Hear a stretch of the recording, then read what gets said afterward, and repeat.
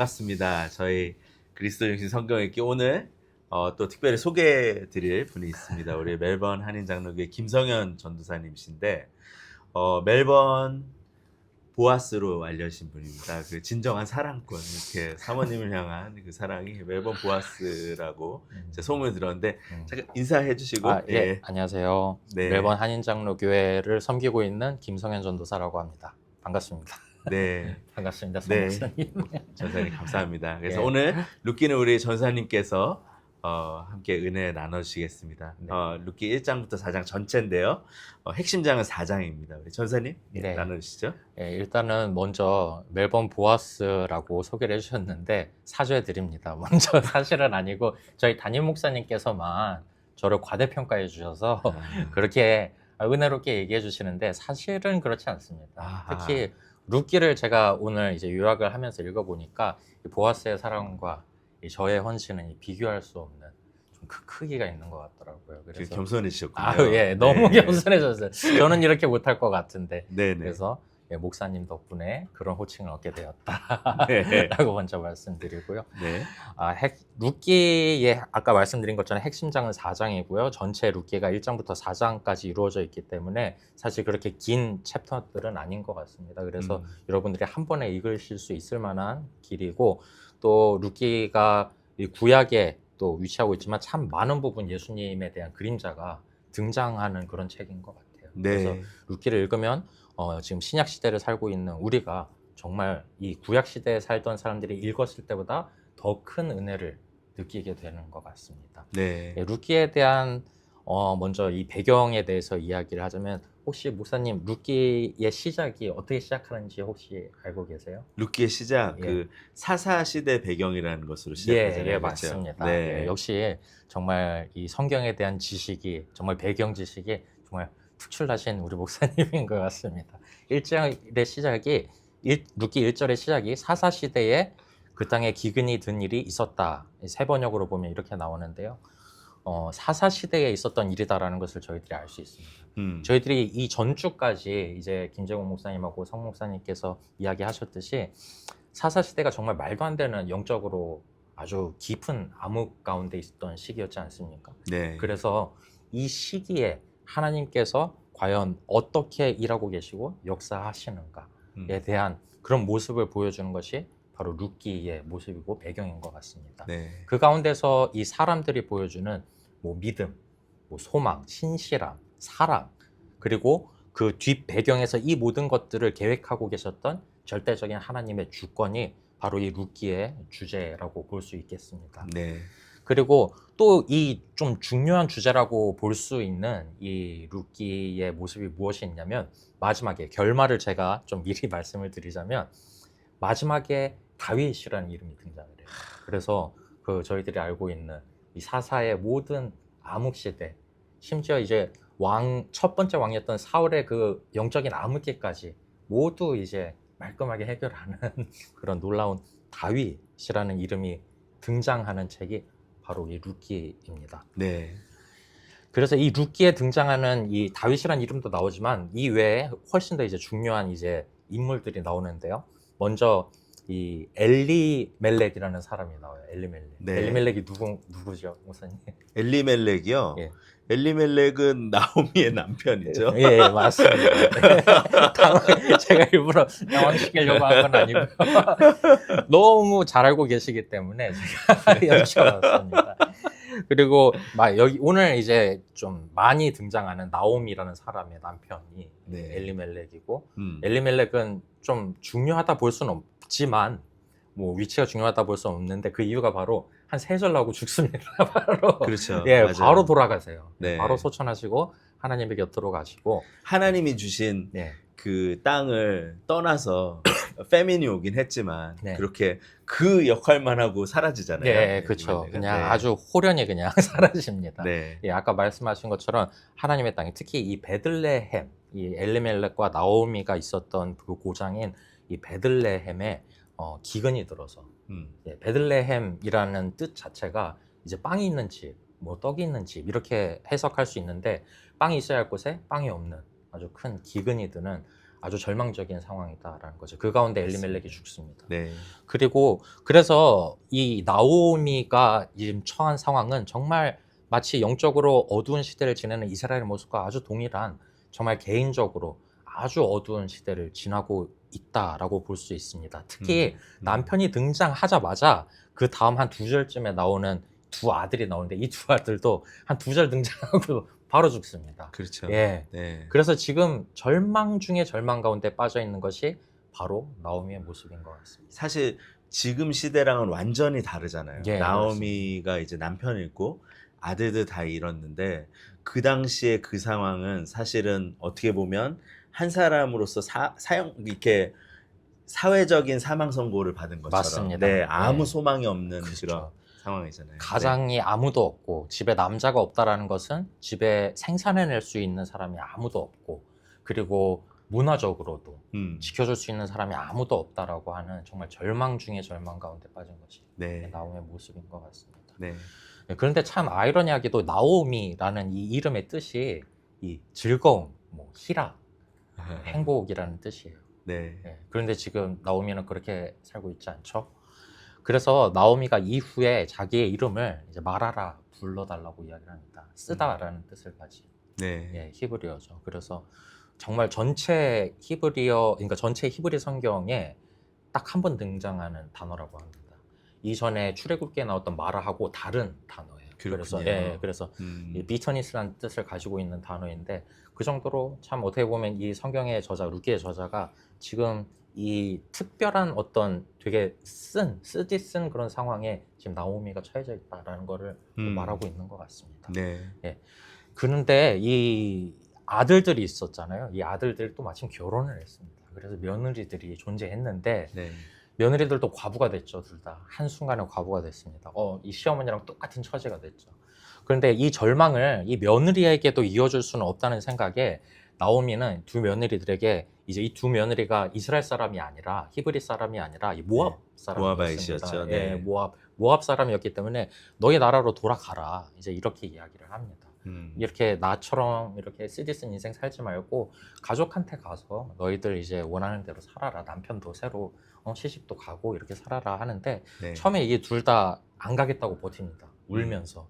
그런데 이 두 며느리의 이름이 이제 한 명은 오르바, 한 명은 오늘 이제 이 책의 이름인 룻이죠. 이 두 명이 처음에 이 오르바와 룻 둘 다 이제 안 가겠다고 버티는데 네. 이제 결국에 오르바는 자기 고향으로 돌아가고 그리고 룻은 이 시어머니와의 의리를 지키면서 네. 끝까지 이제 당신의 백성이 내 백성이 될 것입니다. 이렇게 이야기를 하면서 너무 감동적인 것 같아요. 감동적인 말인 네. 것 같아요. 이렇게 끝까지 이제 나오미와 함께 하기를 결정합니다. 네. 그리고 그 다음에 이제 등장하는 인물이 나오는데 아주 중요한 정말 루키에서 가장 중요한 인물이라고 볼 수 있는 이 보아스가 등장을 합니다. 이 보아스가 네. 보았어요. 이제부터 설명을 들으면 제가 아닌 것이 확실하다라는 것을 여러분들 느끼실 수 있으실 거예요. 나오미가 이제 이런 쓰디쓴 인생을 가지고 이제 룻과 함께 이제 다시 고향 베들레헴으로 돌아갑니다. 이 베들레헴으로 돌아와서 이제 먹을 것이 없고 집안에 남편도 없고 어떻게 살아갈 수 있는 방법이 없잖아요. 그래서 이 이삭 며느리, 죽기. 그렇죠. 룻이 네. 이제 제가 이삭을 주스러 가겠습니다. 어디 네. 큰 밭을 가진 그런 이제 땅 주인이 있으면 그 땅으로 제가 이렇게 가서 흘린 것들 다 주워서 제가 그걸로 우리 집을 먹여 살리겠습니다. 이제 이런 결단을 하고 이제 보아스의 집으로 룻이 갑니다. 네. 예. 그때 보아스하고 룻이 아주 운명적으로 네. 그 땅에서 만나게 돼요. 음. 그때 보아스가 보여준 이 룻에 대한 모습이 아주 넓은 관용입니다. 나는 관대하다 하듯이 절대 저 아이가 하는 행동을 막지 말고 나무라지도 말고 오히려 더 이렇게 좀 떨어뜨려줘서 좀 네. 많이 가져가게 해주라라고 보아스가 이 모든 자기 종들에게 이야기를 해요. 네. 그리고 이 나오미가 보아스를 만나서 여러 가지 이야기를 나누고 이제 이런 사람을 제가 만났어요라고 정말 그 깊은 소식을 이제 시어머니 나오미한테 알려주게 되죠. 네. 그때 나오미가 옳구나. 나 이 사람 누군지 알아. 이 사람이 누구냐면 바로 내 남편이었던 엘리멜렉의 친족이야라고 이야기를 해줘요. 네. 그리고 이 사람이 왜 옳다구나라고 나오미가 이야기를 하냐면 이 당시에 있었던 고엘 제도라는 제도가 있어요. 고엘. 그렇죠. 이것도 아주 중요한 포인트 중에 하나입니다. 네. 자기의 남편이 누군가의 한 가장이 죽으면 가장 가까운 친족이 그 가족을 이제 거두어들여서 이제 기업 물을 자라고 이야기를 하잖아요. 네. 거둬들여서 자기가 이제 다시 먹여 살리는 예, 아들도 낳고 자식도 낳고 빚이 있으면 빚도 다 갚아주는 그런 제도가 고엘 제도인데 네. 그런 고엘 제도를 해줄 수 있는 사람이다라고 나오미가 이제 이야기를 하는 거죠. 네. 이제 그때부터 이제 이 나오미의 아주 지혜로운 모습이라고도 할 수 있겠지만 네. 우리들이 보기에는 어떻게 이런 조금 뭐라고 해야 될까 당황스러울 수 있는 보아스가 네. 좀 그런 계획을 짜게 돼요. 예.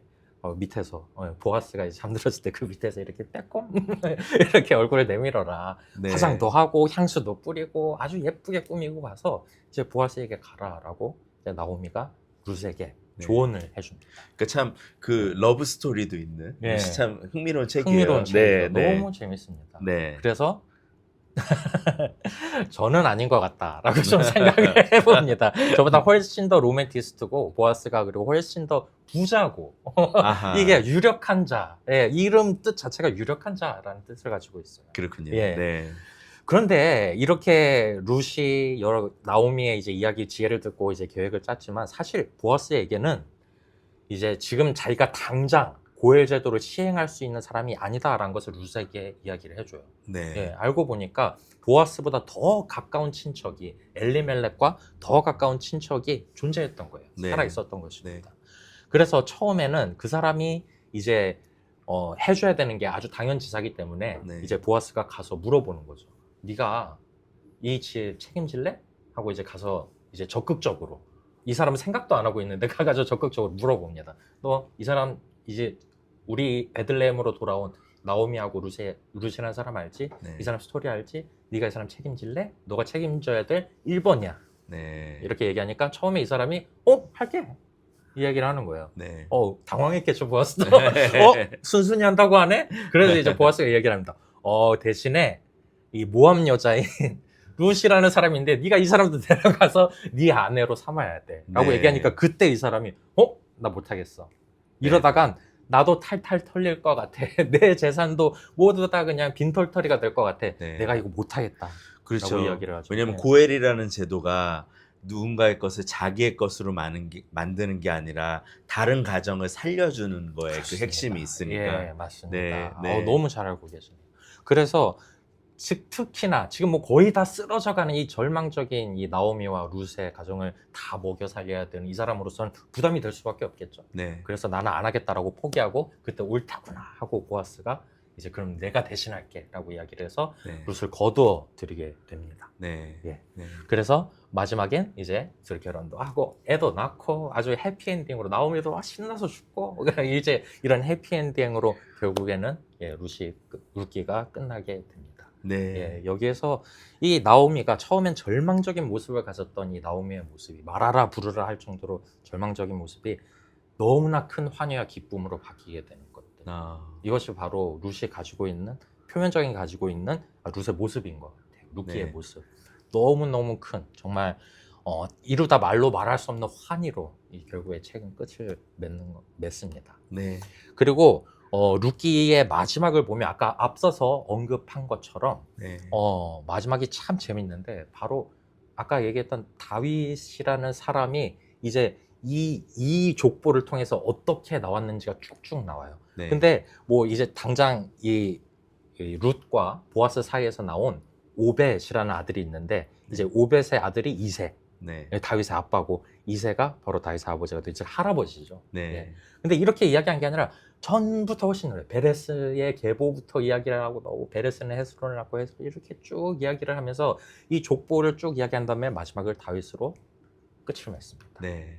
네. 그래서 아까 초반에 제가 한번 이야기를 드렸는데 여기에서 우리가 볼 수 있는 어떤 복음서와의 관련성이 있다라고 한다면 꼭 마치 마태복음을 이어주는 듯한 그런 뉘앙스를 이 책이 보여주고 있다는. 네. 네. 마태복음 시작이 뭐죠? 바로 예수님께서 태어난 족보.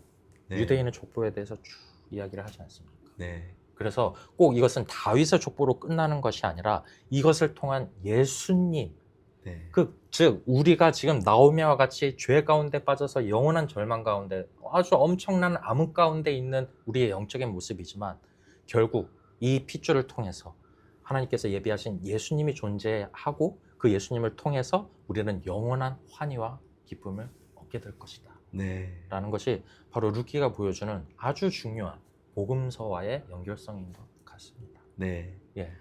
그래서 음. 이것으로 말미암아서 제가 봤을 때는 정말 너무나 많은 이런 루키의 주제들이 나오고 또 우리들이 표면적으로 알 수 있는 루키의 주제는 하나님께서는 이렇게 뒤에서 사람의 신실함을 사용해서 네. 하나님께서는 일하고 계신다라는 것을 볼 수 있어요. 이건 아주 표면적인 겁니다. 그런데 이 루키가 가지고 있는 조금 특별한 모습이 하나 있어요. 바로 하나님이 이전의 구약서하고는 다르게 하나님께서 직접적으로 나서셔서 막 무언가 기적을 일으키신다든가 사람에게 직접적인 말씀을 주신다든가 이런 장면이 단 하나도 나오지 않는다라는 거예요. 그렇네요. 예, 네. 마치 우리가 살고 있는 이 세상처럼 하나님께서는 하나님께서는 우리가 보이지 않는 그곳에서 계속 일하시면서 인도하시면서 우리를 지금껏 자신의 언약으로 이끌어 주신다라는 것이 루키가 보여주는 좀 우리가 겉으로 볼 수 있는 특징적인 모습인 것 같고요. 네. 또한 그것을 통해서 우리들이 보이지 않는 곳을 통해서 예수님을 예비하셔서 우리를 영원한 기쁨으로 인도하신다라는 것이 바로 루키가 가지고 있는 예수 그리스도의 모습인 것 같습니다. 네. 루키에 대해서 이 외에도 너무 얘기하고 싶은 것이 너무나 많은데 네. 오늘 다 이야기하려면 오늘 밤새고 식사도 못하고 그렇게 해야 될 그래서는 것 안 되죠. 같아요. 네, 네. 그래서 집에 가서 제가 많이 잘라서 이렇게 편집을 해야 될 것 같습니다.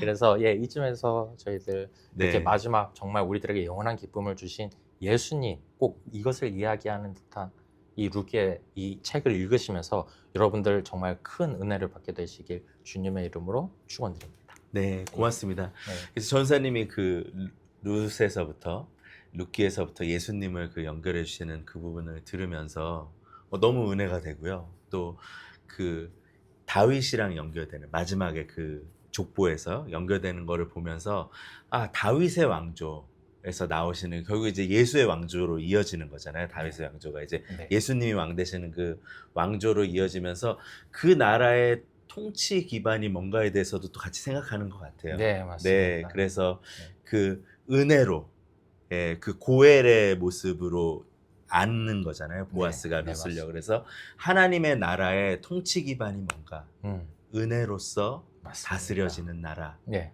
그래서 그 다윗의 조상인 그 보아스하고 룻의 그 스토리를 통해서 다윗의 왕조 또 더 나아가선 예수의 왕조가 어떤 것인지를 좀 생각하게 되는. 네, 너무, 맞습니다. 예, 이게 네. 또 이 룻의 주제를 어떤 분은 헤세드라고 이야기를 하기도 합니다. 네, 헤세드가 무슨 뜻인지 목사님 알고 계시죠? 네, covenant love. 네. 네, 아주 언약적인 사랑, 네. 인애, 그리고 막 우리들이 한 단어로 표현할 수 없는 아주 복잡하지만 너무나 은혜로운 단어가 헤세드인 것 같아요. 네. 바로 그 헤세드를 오늘 하나님이 이 룻과 나오미 가정에게도 부어 주셨지만 예수님을 통해서 우리 모두에게 헤세드로 통치하시는 예수님의 모습을 우리 모두에게 룻기를 통해서 보여주시는 것 같습니다. 너무 좋습니다. 네. 제가 기도하고 마칠까요? 기도해 주시겠어요? 예, 목사님? 기도하겠습니다. 하나님 감사합니다. 참 어두운 그 사사 시대에 더 어두운 것 같은 그 여인의 삶, 나오미의 삶에 하나님이 룻이라는 며느리 또 그 며느리를 안는 보아스를 사용해서 그렇게 예수 그리스도의 그 왕국의 가치를 또 이 룻기라는 책을 통해서 저희에게 알려주심을 주님 감사합니다. 주님, 예수께서 저희를 그렇게 구원하셨습니다. 저희 스스로를 구원할 수 없는 그 상황 가운데 저희를 안으시고 저희에게 그분의 생명으로 충만케 하셔서 나오미 진정한 기쁨을 저희에게 주셨습니다. 이것들을 기억하면서 한 주간도 주님 넉넉한 마음으로 살아가게 하시고 그 주님의 통치의 그 다스림의 가치 헤세드의 그 방법으로 한 주를 살아가는 저희들 될 수 있도록 인도하여 주시옵소서. 아멘. 감사합니다, 주님. 예수님 이름으로 기도드렸습니다. 아멘. 아멘.